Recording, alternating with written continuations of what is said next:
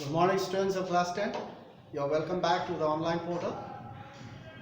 Now let's continue our lesson in history, the rise of nationalism in Europe. So now here we have reached 4.0, the making of Germany and Italy. That means the unification of Germany and Italy. So today we will finish Germany, and in our next class we will do unification of Italy.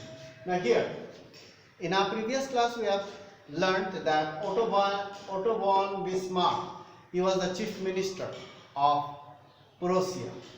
So Otto von Bismarck was the architect of German unification. He was the maker. He was the architect of German unification. In January 1871, the Prussian king Kaiser William I, or you can say King William I, was proclaimed, announced German emperor in a ceremony held at Versailles. Kaiser William or William I was proclaimed, announced the king of Germany, as all the 39 regions, principalities were set free from Austria, Denmark and France, and were consolidated, were combined as one nation, German nation. It did not happen just like that. To do so, to unify all these 39 principalities, it took 7 years. It took 7 years and 3 wars. In our previous class also we have talked about 3 wars. First war with Austria, second war with Denmark, and third war with France, to set the regions free from their occupation. Because the 39 principalities were occupied by these powers, and it took 7 years to set them free one by one, one after another.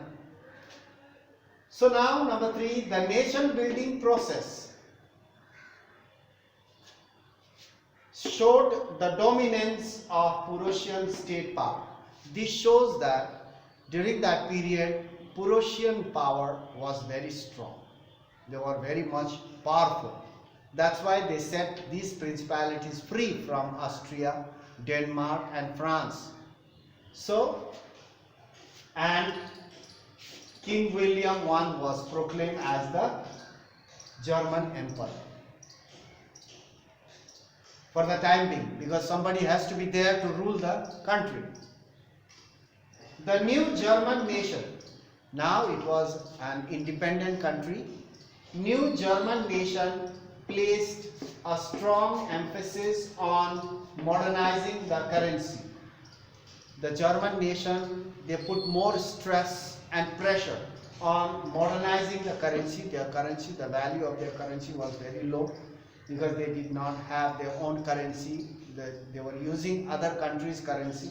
They must have their own currency, and modernizing the currency, banking system, legal and judicial system, everything has to be set up. The constitutions were made and they started running the government. Prussian measures, steps and practices often became the model for the rest of Germany. So whatever system, practices and steps Prussia was adopting or having, it was adopted in Germany. So the Prussian steps and measures and practices often became the role model for the rest of Germany. So in this way Germany was unified with the help of Otto von Bismarck. Otto von Bismarck, with the help of Prussian army and the king, and German was unified. Later on it became democratic. The king was in a monarchical kingdom, and constitutional. Kaiser William became a constitutional monarchy, and later on he was removed. But German principalities were unified. That was the main thing. And that's why Otto von Bismarck was the architect of German unification. He was a minister, prime minister of Prussia. So the king helped The Prime Minister also thought that it should be unified, and even he got the help from the Prussian soldiers, and they fought for 7 years. One by one, the principalities were set free. So that was the unification of Germany. Remember now. So now in our next class, to be continued, in our next class we'll talk about unification of Italy. Italy unification or Italy unified. We'll talk about in Italy also there were a number of small countries, states, and it has to be unified. They have lost their identity, and Italy was governed by many powerful kings and kingdoms such as Austria and Hungary and so on, and even France. So it has to be set free. So how they unified Italy? There is another story about that.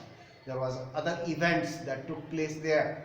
So in our next class we'll talk about Italy unification of Italy. So that's all for today. We'll meet in the next class and continue our lesson. Thank you for watching the video, being so attentive. You have watched so patiently and with much attention and being in the class with me. So thank you very much. So you must be present every day for your class. Thank you very much.